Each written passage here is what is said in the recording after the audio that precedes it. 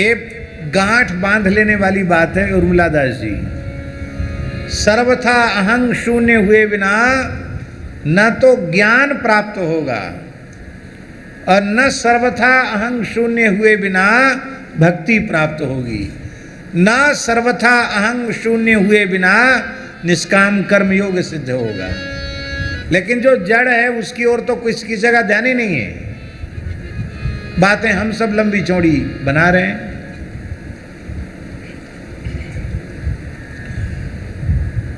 तो ये अहंकार जरूर साधु में हो जाता है कि मैं महात्मा हूं, ये दुनिया है। और मठ मंदिरों में तो ये ज़्यादा शिकायत होती है। बताओ, ये गृहस्थी हमारे ऊपर शासन करेंगे, ये 2 पैसे के कर्मचारी हमारे ऊपर शासन करेंगे।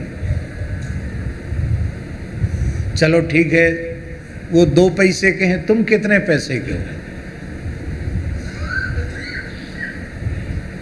पैसे से अपना मूल्यांकन कर रहे हो, तुम कितने पैसे के हो? बहुत पीड़ा की बात है, बड़े दुख की बात है। जो वस्तुतः साधुता है उस रास्ते पर हम लोग बिल्कुल नहीं चल रहे हैं। खोजी जी का एक दोहा है, खोजी जी का नाम सुना है ना? हमारे वैष्णवों के चतुर्थ संप्रदाय में 52 द्वारे हैं, उन द्वारों में एक खोजी जी का भी द्वारा है। अपने हनुमान टेकरी खोजी जी के द्वारे का स्थान है। ले साहब, महंत जी कह रहे हैं खोजी जी के द्वारे का स्थान है हनुमान टेकरी। खोजी में काठिया परंपरा।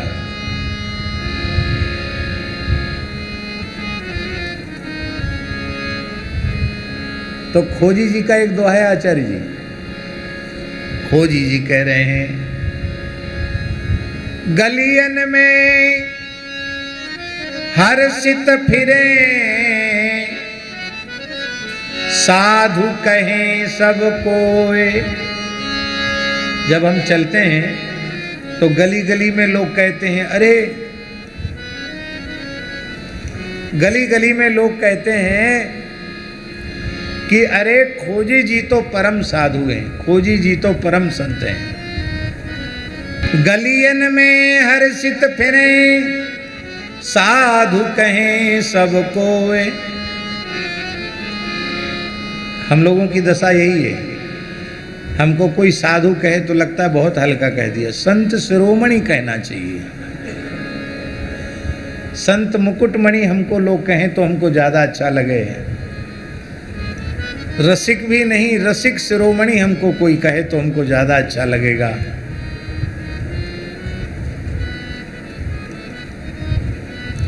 आगरा में, आगरा क्षेत्र में श्री करा बिहारी सरकार के एक सेवक थे।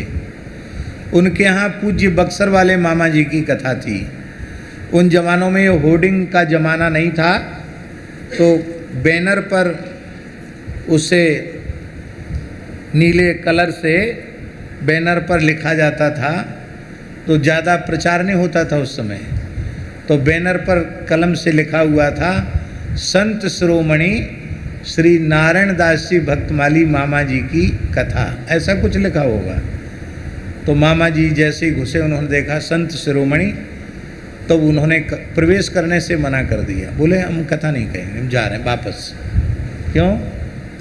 बोले अब तक हम साधु की चरण रज का एक कण नहीं बन पाए हैं, ये संत शिरोमणि बनाने वाले आप लोग कौन हैं? ये पावर आपको किसने दिया? मैं तो अपने को साधु नहीं मानता, वेशधारी मानता हूँ, साधु नहीं मानता। महाराज नाराज हो गए।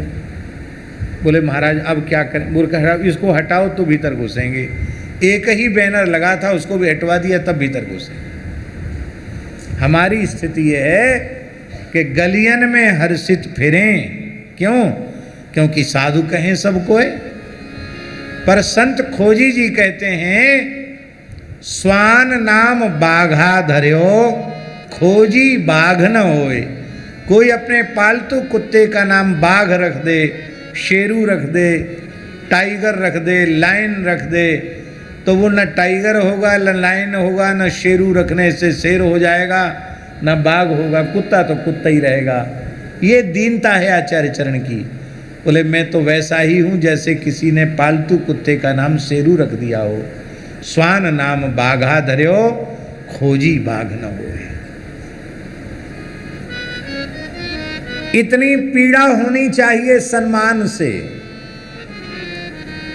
ये तो हमारे में है नहीं।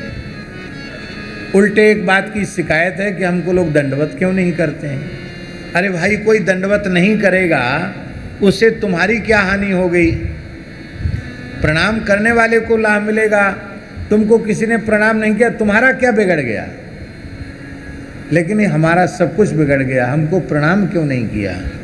अरे भोले बाबा, जो तुम त्रिभुवन गुरु वेद बखाना, इसी बात का झगड़ा ससुर साहब से हो गया कि मेरे आने पर सबने उठकर सम्मान किया, सबने नमस्कार किया, ये अकेला बैठा, इसने उठकर मेरा आदर क्यों नहीं किया?